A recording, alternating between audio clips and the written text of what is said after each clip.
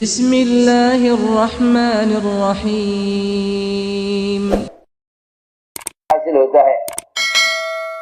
انبیاء علیہ السلام یہ بتلانے کے لیے بھیجے گئے ہیں کہ کائنات کے ایک سبب کا دوسرے سبب سے کوئی تعلق نہیں، کائنات کے ایک سبب کا دوسرے سبب سے کوئی تعلق نہیں۔ انبیاء علیہ السلام یہ بتلانے کے لیے آئے ہیں کہ کائنات میں اگر ایک تبدیلی آئے تو اس تبدیلی کا کائنات کے دوسرے سبب سے کوئی تعلق نہیں۔ قومیں یہ کہتی ہیں کہ نظام کائنات میں تبدیلی کائنات کی دوسری چیز سے ہے۔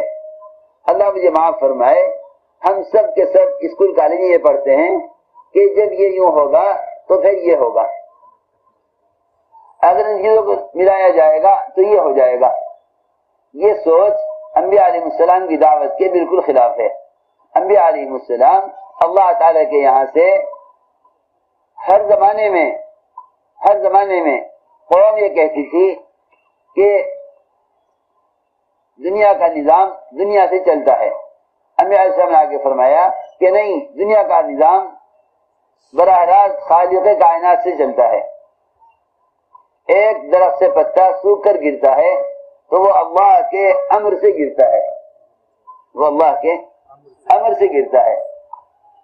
ایک درخت سے پتا سوکھ کر گرتا ہے، اللہ کے امر سے گرتا ہے۔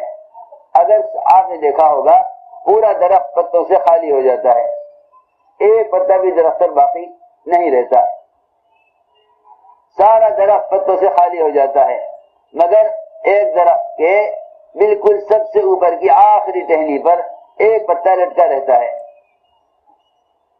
آپ اگر سائنس کے اعتبار سے سوچو گے اس بات کی طرف خیال ہی نہیں جائے گا کہ یہ پتا اپنے گرنے میں اللہ کے حکم کا منتظر ہے۔ تم یہ کبھی بھی نہیں خیال کرو گے کہ یہ پتا اپنے گرنے میں اللہ کے امر کا منتظر ہے، بلکہ سائنس، اللہ مجھے معاف فرمائے، سائنس تمہیں اللہ کو بالکل ہی بھلا دے گی، سائنس تمہیں اللہ کو بالکل ہی بھلا دے گی۔ قارون کو اس کے اسباب اور اس کے فن نے، کیونکہ اس نے بھی یہ کہا تھا کہ میرے پاس علم ہے، وہ علم یہ ہے اس کے پاس کہ کائنات کی کس شکل سے کیا فائدہ اٹھانا ہے، اس کے پاس یہ علم تھا۔ موسیٰ علیہ السلام نے کہا نہیں، علم میں لے کر آیا ہوں۔ جب اس کے فنون سے کوئی نتیجہ نہ نکلا اور وہ ناکام ہوا، اپنے اسباب کے ساتھ دھسایا گیا، تو جو کل تمنا کر رہے تھے کاش ہمارے پاس بھی وہ فنون ہوتے، جو فنون قارون کے پاس ہیں، تو وہ تمنا کر رہے تھے کہ ہمیں کیوں نہ ملے وہ فنون جو فنون قارون کے پاس ہیں۔ جب دیکھا کہ وہ اپنے اسباب اور اپنے مال کے ساتھ دھس رہا ہے تو پھر یہ تمنا کرنے لگے، اے اللہ تیرا شکر ہے کہ تو نے ہمیں قارون والے اسباب دے کر ہمیں قارون کے ساتھ نہیں دھسایا، اے اللہ تیرا احسان ہے کہ تو نے ہمیں یہ مال نہیں دیا، اگر تو نے ہمیں یہ دیا ہوتا تو آج ہم بھی اس کی طرح دھسائے جاتے۔ ان کے مقابلے میں علم والے جن کو یہ معلوم ہے اللہ ہم سے کیا چاہتے ہیں، ان کے بارے میں اللہ نے فرمایا قرآن میں، وقال الذین اوتوا العلم ویلکم ثواب اللہ خیر۔ علماء نے یہ کہا ان لوگوں سے جو لوگ قارون کے اسباب کی تمنا کر رہے تھے، علماء نے ان سے کہا کہ تمہاری ہلاکت ہو۔ یہ ہلاکت قارون کی ہلاکت سے پہلے بتلا دی تھی، کہہ رہے تمہاری ہلاکت ہو، یہ بتانا تھا کہ یہ ہدایت کا راستہ نہیں، ہلاکت کا راستہ ہے۔ کہا علماء نے ان فن والوں سے، ارے تمہاری ہلاکت ہو، ثواب اللہ خیر، اللہ کی طرف سے عمل پر ملنے والا جو اجر ہے وہ اس سے بہتر ہے۔ اس سے میرے بزرگ دوستوں عزیزوں، ہر زمانے میں یہ جھگڑا رہا ہے۔ قومیں کہتی تھی کہ ہمارے پاس جو فن ہے وہ علم ہے، انبیاء علیہ السلام کہتے تھے جو ہم اللہ کے یہاں سے احکام لائے ہیں وہ اصل علم ہے۔ ان دونوں کے درمیان جھگڑا ہمیشہ سے ہے۔ ہمیں چاہیے کہ سب سے پہلے ہم میں سے ہر ایک اپنے دل سے یہ بات نکال دے کہ ہم جو سیکھ رہے ہیں یہ علم ہے. اپنے دل سے یہ بات نکال دے ہم جو سیکھ رہے ہیں یہ علم ہے. سب سے پہلے ہم میں سے ہر ایک اپنے دل سے یہ بات نکال دے کہ ہم جو کچھ سیکھ رہے ہیں یہ علم ہے. نہیں، یہ علم نہیں ہے، یہ دنیا کے فنون ہیں. ان کا تعلق محض مادی شکلوں سے ہے. ان کا تعلق محض مادی شکلوں سے ہے. میرے دوستو عزیزوں، ان تمام دنیا کے فنون کے سیکھنے کے باوجود جو اللہ چاہیں گے وہ ہوگا، جو ہم چاہیں گے وہ نہ ہوگا. کیونکہ دنیا کے جتنے بھی نظام ہے یہ ہر لمحے اللہ کے قبضے میں ہے. تو میں نے عرض کیا کہ تعلیم کے حلقوں میں بیٹھ کر اللہ کے وعدوں کو سنو. تعلیم کے حلقوں میں بیٹھ کر اللہ کے وعدوں کو سنو کہ اللہ رب العزت اعمال پر کیا وعدے فرما رہے ہیں. اللہ رب العزت اعمال پر کیا وعدے فرما رہے ہیں. حضور اکرم صلی اللہ علیہ وسلم نے اپنی امت سے وہ اعمال کرائے جن عملوں کی، میری بات جان سننا، جن عملوں کی وجہ سے یہ دنیا کا ظاہری نظام فیل ہوا ہے. دنیا کا ظاہری نظام فیل ہوا ہے کیونکہ دنیا کے جتنے بھی اسباب ہیں ان تمام اسباب سے ایک مرتبہ فائدہ اٹھایا جا سکتا ہے، وہ بھی غیر یقینی ہے. اور اعمال کے ذریعے بار بار فائدہ اٹھایا جا سکتا ہے اور وہ یقینی ہے. یہ دونوں چیزیں الگ الگ ہیں. دنیا کے اسباب سے ایک بار فائدہ اٹھا سکتے ہیں، وہ بھی غیر یقینی ہے.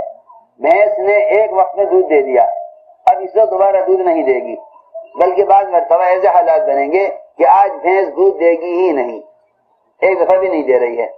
تم دودھ لینے گئے، دودھ والے نے کہا آج بھینس نے دودھ نہیں دیا. سبب ہے غیر یقینی ہے.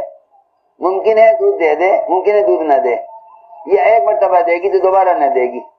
حضور اکرم صلی اللہ علیہ وسلم نے اس کے مقابلے میں اپنے صحابہ کرام کو اس بنیاد پر اٹھایا کہ اللہ تعالی سے لینے کے لیے سبب ذریعہ نہیں ہے، عمل ذریعہ ہے.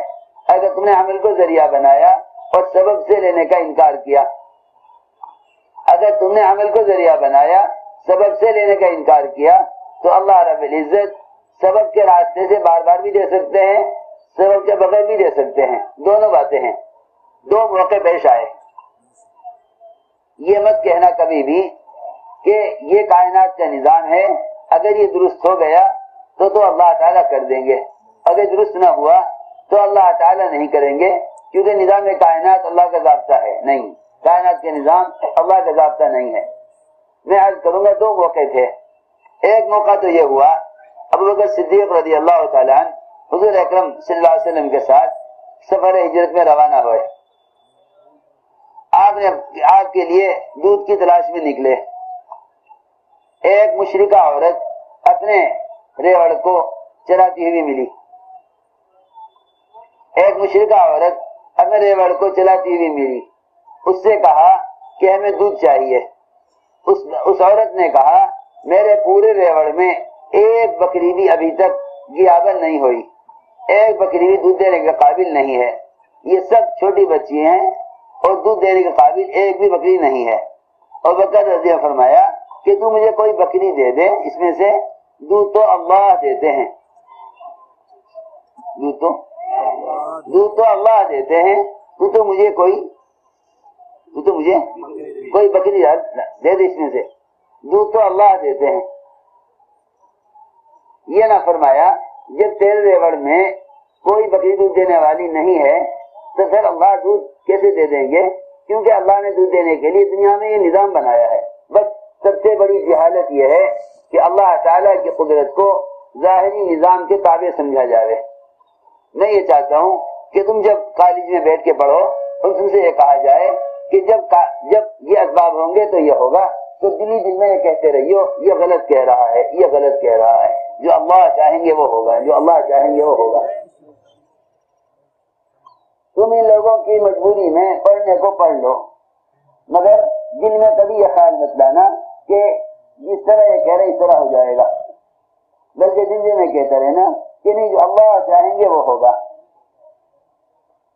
تو پھر تم دیکھو گے اللہ تعالیٰ تم پر ان اسباب کی ایسی خاصیت کھولیں گے، کیونکہ اگر ایک مکھی اللہ تعالیٰ کی طرف تواضع کے ساتھ ذلت کے ساتھ جھک کر اللہ کی جناب میں حاضر ہوتی ہے تو اللہ رب العزت اور انسانوں کو نفع پہنچانے کا ارادہ کرتی ہے تو اللہ رب العزت اس کے لیے مفید پھلوں کے اور پھولوں کے رس کے چوسنے کو اس پر الہام فرما دیتے ہیں کہ تجھے کہاں کہاں سے رس چوسنا ہے.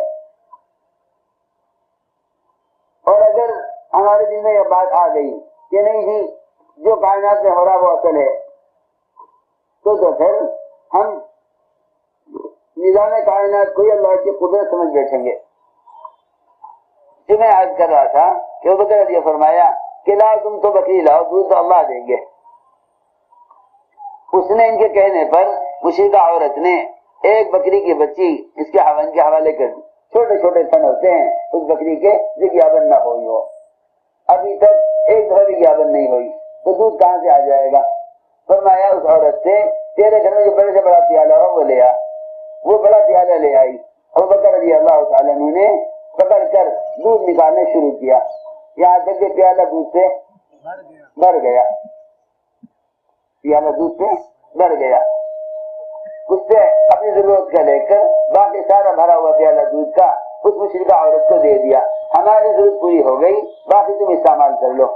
اگر مسلمان صحیح طریقے سے اللہ کے اوامر کو پورا کرنے پر آ جائے تو غیر ہماری ذات سے فائدہ اٹھائیں گے. سارا پیالہ بھرا ہوا مشرکہ عورت کو دے دیا.